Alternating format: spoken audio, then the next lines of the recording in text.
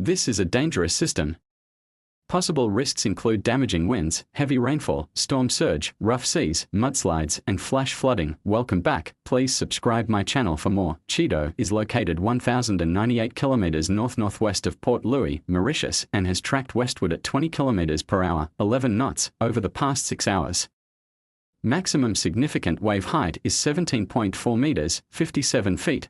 CHIDO is forecasted to continue tracking generally west-southwestward along the northwestern edge of a subtropical ridge located directly to the south. In 24 to 36 hours, CHIDO is expected to move just north of the northernmost tip of Madagascar.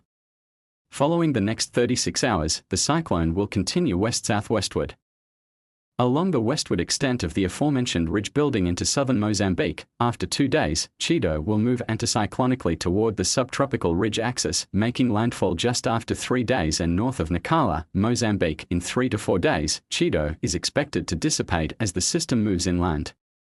With regard to intensity, the system is expected to have reached maximum intensity over the last few hours, with its initial weakening phase beginning imminently. With that being said, the cyclone CHIDO is forecasted to encounter an increase in wind shear into the next 2 days, 20 to 25 knots from the east, eroding the system to 175 km per hour, 95 knots, during its west-southwestward track west of northern Madagascar.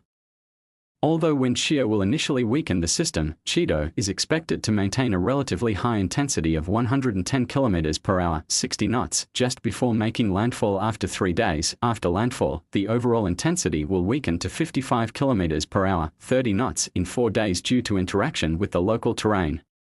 Model guidance remains in relatively good agreement for the track of CHIDO, with a cross-track spread of 309 km in 3 days.